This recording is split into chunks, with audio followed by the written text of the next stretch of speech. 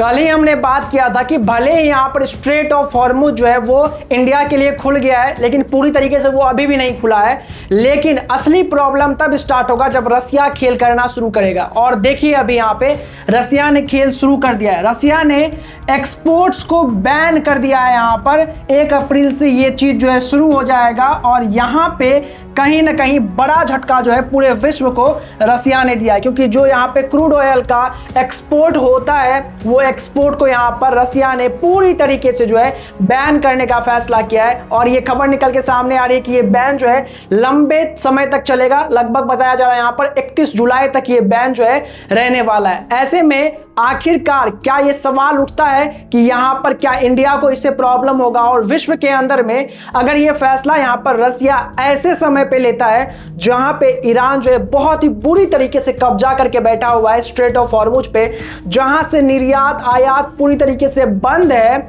अगर ऐसे मामले में यहाँ पर रसिया बैन यहाँ पर इंपोज करता है तो कितना प्रभाव यहाँ पे भारत पे पड़ेगा और कितना प्रभाव बाकी किसी भी देश पे पड़ेगा, आइए देखते हैं इस वीडियो में। दोस्तों, रसिया ने यह फैसला इसलिए लिया है यहाँ पर रिपोर्ट्स के अनुसार कि उनका कहना है कि ये समय जो है आने वाला वो कहीं ना कहीं विश्व के अंदर में आर्थिक तनाव को और ज्यादा बढ़ाएगा। ऐसे में रसिया को चाहिए कि वो पहले अपने यहाँ पर डोमेस्टिक यानी कि जो उनके घरेलू जो जरूरत है उसको पूरा करे, और इसलिए यहां पर जो है रसिया ने ये बैन जो है इंपोज करने का फैसला लिया है। अब आइए देखते हैं कि इसमें जो है कैसे बहुत सारे देश जो है बहुत ही बुरी तरीके से फंसने वाले हैं, क्या पूरा मामला और क्यों यहां पर वो फंसेंगे। दोस्तों, अगर आप देखेंगे ना यहाँ पे यही मामला ये जो है आपको नजर आएगा, ये स्ट्रेट ऑफ हॉर्मुज, और इसको यहाँ पर पूरी तरीके से ईरान ने जो है बंद करके रखा हुआ है। हालांकि कुछ दिनों पहले ईरान ने कहा कि हम जो है कुछ कंट्रीज के लिए ये स्ट्रेट ऑफ हॉर्मुज खोलेंगे, जिसकी वजह से उनका जो यहाँ पे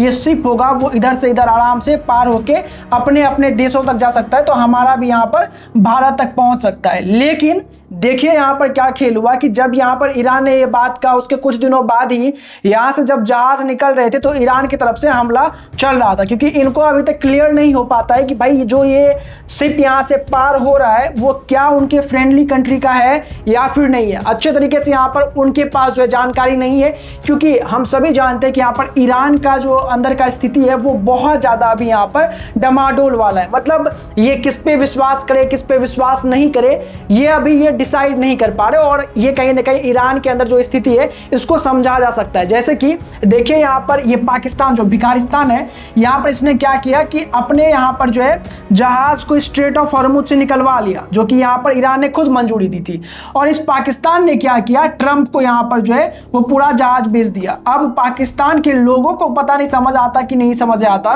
भाई ये पाकिस्तान किसी का नहीं है, भारत का छोड़िए ये अपने लोगों का भी नहीं है, क्योंकि देखिए यहाँ पर जो पेट्रोल की कीमत है वो लगभग 350 प्लस पार हो चुकी है ऑलरेडी।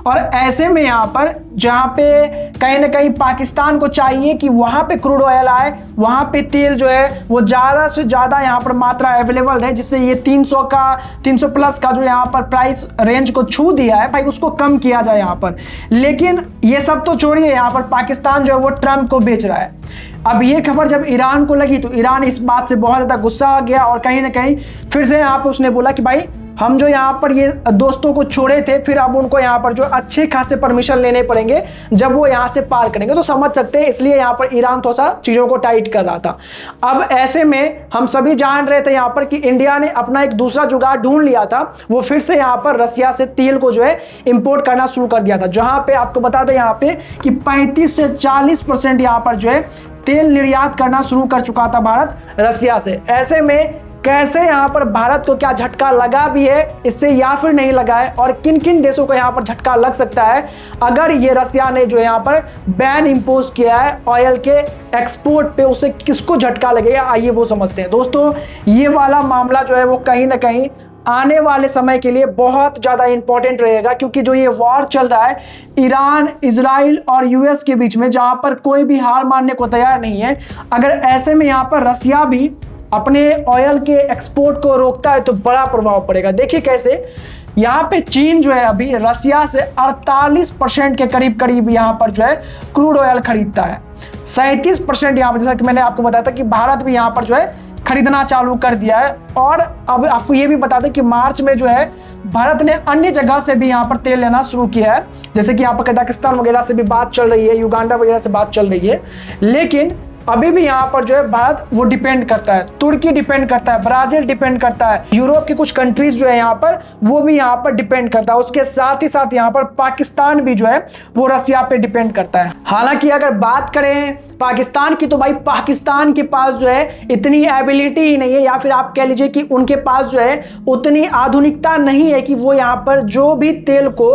इंपोर्ट करेंगे, कहाँ से, रसिया से वो इंपोर्ट करेंगे, उन तेल को रिफाइन करने के लिए उनके पास मॉडर्न मशीन है ही नहीं। तो समझ सकते हैं ना पाकिस्तान की कितनी स्थिति खराब है। अगर किसी देश के पास अभी तक रिफाइन करने वाला यहाँ पे मशीन नहीं आ पाया, वो देश यहाँ पर इंडिया पे अटैक करने की बात करता है, तो उस पर सिर्फ हंसी सकते हैं आप, बाकी तो क्या ही करेंगे। उनके छोटे सोच पे हंसी ही आपको आ सकती है। खैर, आप समझते हैं यहाँ पर इस पूरे मामले से क्या यहाँ पर रसिया जो है भारत को भी यहाँ पर प्रभावित करेगा या फिर नहीं करेगा। सबसे पहले तो देखिए यहाँ पर रसिया ने जो ये पूरा का पूरा फैसला लिया है वो जानबूझ के लिया है, क्योंकि यहाँ पर रसिया को मालूम है कि ये जो वॉर है वो लंबा चलेगा, और अगर लंबा चलता है तो रसिया के लिए सबसे पहले इंपॉर्टेंट है कि वो अपने देश के अंदर जो है जो उनकी स्थिति है उसको मजबूत रखे। वो देश के अंदर उनके यहाँ पर जो है महंगाई ना बढ़े और साथ ही साथ यहाँ पर तेल की कमी ना हो। अब देखिए यहाँ पर कि इंडिया ने मदद कर दिया यहाँ पर, लेकिन अब जो है रसिया मदद करने को क्या तैयार नहीं है, क्या वो पूरी तरीके से ये बैन इंपोज कर रहा है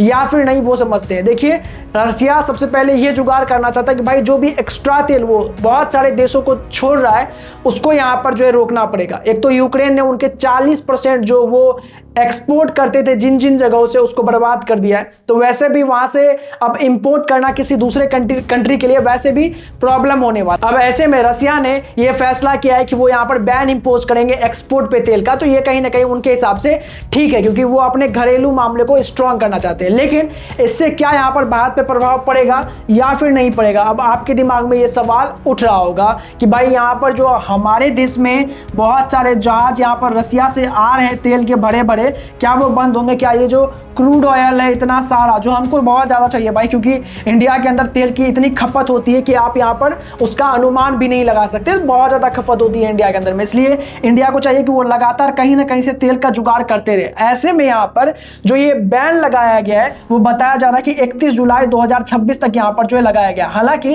इसको लेकर के ये भी चीज़ कही गई है कि बीच में भी इस बैन को हटा दिया जा सकता है या फिर यहाँ पर जो है इसमें थोड़ी बहुत जो है रियायत भी दी जा सकती है। लेकिन सबसे जो जबरदस्त बात है कि रसिया ने यह बात कहा है कि जो उनके फ्रेंडली नेशन है जिनसे पहले से डील हो चुकी है, जैसे कि इंडिया से या फिर चाइना से, इन दोनों को ही यहाँ पर जो है तेल सप्लाई करते रहेंगे। हालांकि इस पूरे मामले से यहाँ पर जो है भारत को ये बात समझना होगा कि अगर किल्लत जो है और ज़्यादा यहाँ पर हुआ तो रसिया हो सकता है कि यहाँ पर पूरी तरीके से बैन कर दे किसी भी कंट्री को, वो तो फिर यहाँ पर तेल नहीं देगा। तो इसलिए इंडिया को चाहिए कि वो दूसरे जगह से भी यहाँ पर जो है तेल का जुगाड़ करे। लेकिन अभी के लिए अच्छी खबर ये है कि रसिया ने एक बार फिर से अपनी दोस्ती जो है वो दिखाई है कहीं ना कहीं, और बोला है कि भाई भारत को और चाइना को तो हम यहाँ पर माल सप्लाई करते रहेंगे, क्रूड ऑयल हमारा जाएगा। दोस्तों ऐसे में आपका क्या है कहना, क्योंकि उन्होंने ये बात कह दिया है कि भाई पाकिस्तान को तो वो यहाँ पर नहीं देंगे, पाकिस्तान को वो तेल नहीं देंगे जो थोड़ा बहुत वो रिफाइन करके तेल यहाँ पर भेजने की बात भी करते हैं, वो अब यहाँ पर नहीं भेजने वाले, क्योंकि पाकिस्तान का भाई छवि खराब हो गया यहाँ पर कहीं ना कहीं। आप इसके बारे में क्या सोचते हैं कमेंट करके जरूर बताएं। वीडियो को लाइक और चैनल को सब्सक्राइब करना बिल्कुल ना भूलें।